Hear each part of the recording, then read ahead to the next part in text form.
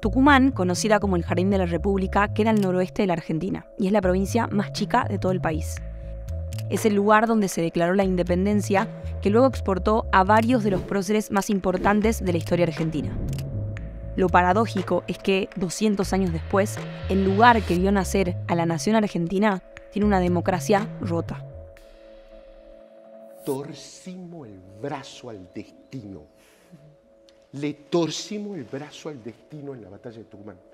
La historia es otra desde ese momento. Ahí la historia se torció, digamos, por completo. Esa grandeza de Tucumán me llena de orgullo. De los últimos 40 años, desde la vuelta a la democracia, 36 fueron gobernados por el peronismo. Acá nosotros vamos a empezar una nueva etapa en la provincia. Para entenderlo mejor, hagamos una línea del tiempo. Solo hubo un periodo donde no gobernó el peronismo, que fue el de Antonio Bussi, entre 1995 y 1999, quien anteriormente había sido gobernador de facto entre el 76 y el 77, durante la última dictadura militar. Desde el 2003 al 2015 tuvimos a José Alperovich como gobernador que, con reforma constitucional de por medio, obtuvo 2 reelecciones y estuvo 12 años en el poder. Luego, su funcionario más cercano durante su gestión, Juan Mansur, en 2015 se hizo con la gobernación y fue reelecto para el cargo en 2019. Dado que Mansur fue convocado como jefe de gabinete en octubre del 2021, el vicegobernador Osvaldo Jaldo tomó su lugar como gobernador interino. En resumen, nos gobiernan las mismas personas, el mismo partido político y no casualmente los problemas se han asentado en los últimos 30 años. El hecho de que un mismo partido haya logrado mantenerse en el poder o se le haya facilitado el acceso al mismo no se explica tan solo por la voluntad popular. Su ascensión al poder se vio potenciada con la reforma de la Constitución del 2006 y la introducción de los acoples. Pero, ¿qué es un acople? Inicialmente es un invento tucumano que solo sucede en nuestra provincia. Según la Constitución provincial, un acople es un partido político.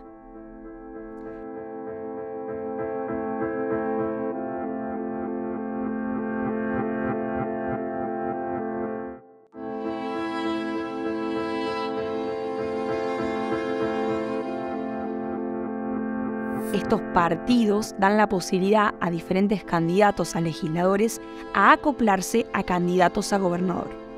Puede haber una cantidad ilimitada de candidaturas legislativas acoplándose a 2 o 3 candidatos a gobernador, lo cual hace que los cuartos oscuros se vuelvan un lugar de gran confusión para el votante por la cantidad abismal de boletas. El acople es una interpretación que se hizo de un artículo de la Constitución de Tucumán, de esa Constitución del 2006, que le permite a más de una lista de legisladores, a dos listas de legisladores distintos, tener el mismo candidato a gobernador. Es decir, vos sos candidato por una lista a legisladora, yo soy candidato por otra lista a legislador, y los dos somos de partidos diferentes, tenemos boletas diferentes y los dos podemos poner el mismo candidato a gobernador. También pueden hacerlo los candidatos a concejales, a intendente, en la misma lógica. Pero básicamente eso es acoplarse. Hagamos un poco de números. En Tucumán existen 347 cargos a ocupar y las elecciones son la forma de postular a cada uno de ellos. Pero en el 2019 las cosas se salieron de control. En ese año hubo 18.000 candidatos en 69 boletas distintas. Es como si se hubieran candidateado todos los habitantes del departamento de Trancas. Según el diario La Gaceta, el 9 de junio de 2019 existieron 3.000 kilómetros de boletas en los cuartos oscuros.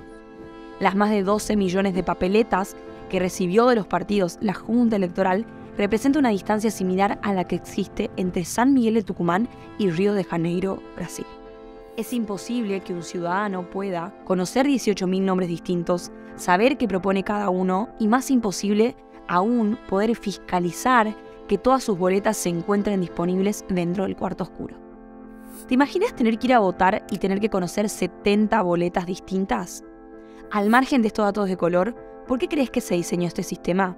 ¿A quién beneficia? Pensalo de esta manera. Tenés que ir a una competencia y necesitas cubrir todo el territorio con fiscales, con entregadores de boletas y gestores de necesidades. En los acoples, la motivación es la supervivencia individual de cada legislador encabezando una lista.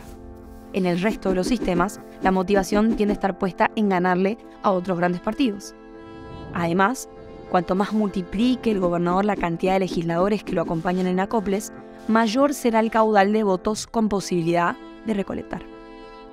Y el espacio político que por definición lleva la delantera de dirigentes territoriales es el Partido Justicialista, el mismo espacio político que ideó este sistema y que hoy se beneficia de él.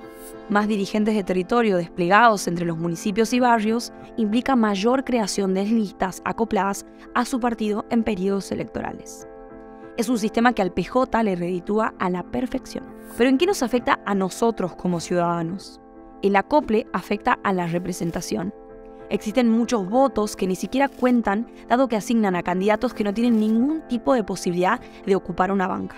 Una lista acoplada a algún gobernador puede acarrear más de 7.000 votos y no quedar electo ningún candidato legislativo de dicha lista. O incluso, existieron casos en donde decenas de listas con más de 3.000 votos no lograron ninguna banca. Solamente cumplen la función de aportar votos al candidato a gobernador. Un cuarto oscuro en el que hay, en promedio en la capital, no sé, en la capital, en San Miguel de Tucumán, 130 boletas. Entonces, ¿cuál es el principal problema del sistema acople? Para mí hay muchos, pero el principal es que queda totalmente anulada la clarificación de lo que uno va a elegir. En Tucumán no hay límites. El poder legislativo es pura y exclusivamente oficialista. Al final del día, el resultado de todas las elecciones ha sido un oficialismo que ha competido con muchas más listas a legisladores y con muchos más recursos que la oposición. Eso ha devenido en legislaturas que pueden dar sesiones sin que se presente la oposición, ya que no solo tienen la mayoría para aprobar todo lo que diga su gobernador, sino también para decidir cuándo funciona la legislatura y cuándo no. De esa manera, la legislatura deja de ser un poder que limite al poder ejecutivo. Y ahora veamos, ¿el Poder Judicial también es oficialista? Y sí, es que los miembros de la Corte Suprema, la máxima autoridad del Poder Judicial, terminan siendo todos elegidos por el mismo partido. Por ende, el tercer poder, que debe poner límites a los otros dos poderes, tampoco los pone. Pero antes, entendamos un poco las funciones que debe cumplir la Corte Suprema de Justicia. En primer lugar, debe interpretar y garantizar el cumplimiento de la Constitución provincial. En segundo lugar, debe juzgar al gobernador y vicegobernador si se lo requiere. Además, debe presidir la Junta Electoral, el área encargada de garantizar elecciones limpias respetando las leyes. Pero, ¿cómo se puede cumplir con todas estas tareas cuando las autoridades judiciales trabajan para el gobierno que hace 20 años nos gobierna y únicamente responden a él? Ni hablar del cumplimiento de funciones de aquellos organismos denominados como autárquicos, es decir, organismos que deberían funcionar de manera independiente al Poder Ejecutivo de turno, y que sin embargo se encuentran intervenidos por el Poder Ejecutivo de turno hace años. Sus límites han sido erosionados. Instituto de la Vivienda, más de 31 años intervenido. Instituto de la Lucha contra el Alcoholismo, 31 años intervenido. Caja Popular de Ahorro, 19 años intervenido. Instituto de Previsión y Seguridad Social, 26 años intervenido. En algún punto, esta falta de límites ha propiciado el surgimiento de mafias enquistadas en las burocracias del sistema político.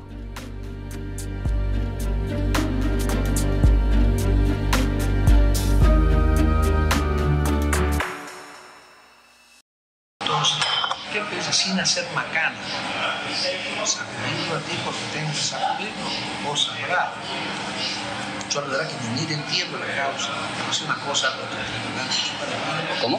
Una cosa que va a chupar el pingo y cuenta bancaria, no sé cómo, no sé cuál es el tema. ¿Te suena de algún lado? Ese que está hablando ahí es Daniel Leiva, en su momento vocal y hoy flamante presidente de la Corte Suprema de Justicia.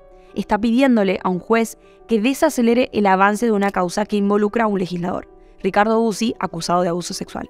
¿Por qué? Porque se lo pide el vicegobernador Jaldo.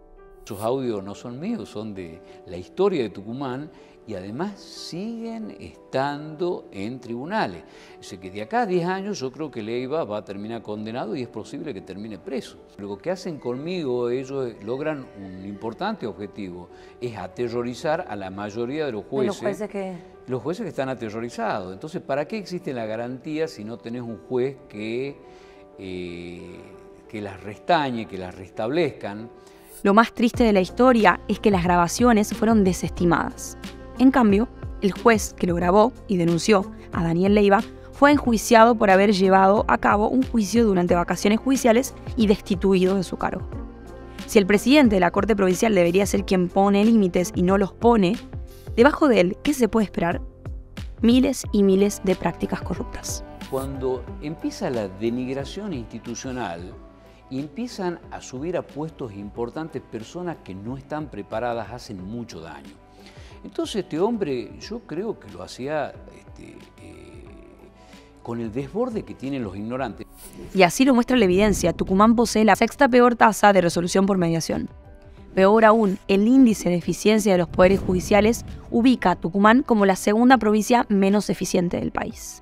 Nosotros hicimos con Chequeado y La Gaceta una investigación que fue dirigida por Hugo Alconadamón, un periodista al que respeto muchísimo, que logró determinar que entre 2005 y finales de 2017, comienzos de 2018, había habido solo el 0,2% de denuncias de corrupción con trascendencia pública que habían logrado una condena efectiva. Posibilidad de avanzar contra, no te digo las cabezas, mandos medios y demás, eran realmente remotas. Entre 2005 y 2018, de 219 causas por corrupción, solo una ha registrado una condena firme. Una. Y lo peor es que estaba dirigida a un funcionario de bajo rango. En otras palabras, solo el 0,5% de las denuncias de corrupción con trascendencia pública registraron una condena firme durante los últimos 13 años. Pero existe otro caso de mafia enquistada que probablemente escuchaste en los noticieros mientras estábamos encerrados en nuestras casas por la pandemia. Es el caso de Luis Espinosa, en mayo de 2020, cuando 9 policías vestidos de civil asistieron a una carrera clandestina de caballos y allí lo golpearon y lo dispararon, y como si fuera poco lo escondieron en la comisaría para luego arrojarlo en un barranco a 140 kilómetros del lugar del crimen.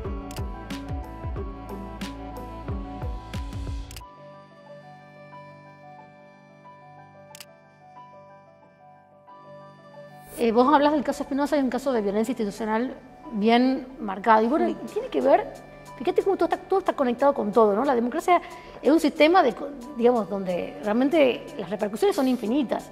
Entonces, si vos no tenés una justicia que pueda depurar las instituciones, que pueda investigar los actos corruptos, que pueda investigar los abusos de poder, que pueda investigar los tráficos de influencia, que pueda investigar los enriquecimientos ilícitos, ¿vos qué tenés? Digamos, tenés en definitiva, un gran incentivo para que todas estas cuestiones, todas estas cosas crezcan. Por último, si no lo sabías, en Tucumán no existe acceso a la información pública, lo cual no permite que podamos acceder a los datos de en qué se utiliza el presupuesto del Poder Ejecutivo. Pero sí vemos cómo lo destinan en su plan de gobierno. Ahora la pregunta es, ¿cómo cambiamos este sistema de acoples, piedra angular de todos los males? La respuesta es simple, desde adentro del sistema. Es que el oficialismo le ofrece a los tucumanos, desde hace 2 décadas, plan social, bolsón o contrato, según el nivel en la escala social que vos estés. Pero finalmente no llegamos a una discusión de propuestas ni de ideas. Llegamos a quién reparte más bolsones, más planes o más contratos. Ponete en los pies de un tucumano o una tucumana que se propone liderar el proceso para cambiar esto. ¿Puede hacerlo por fuera? Definitivamente no. Repasemos. Para poder cambiar el sistema electoral hay que sancionar una ley. Para ello hay que tener mayoría en el legislativo. Por lo que ahí no queda otro camino que derrotar electoralmente al espacio que gobierna desde siempre. Además, aunque parezca poco deseado, hay que jugar el juego de los cientos de acoples para poder ganarles. Mirá, yo diría primero que nadie nos convenza de que estamos condenados a la degradación.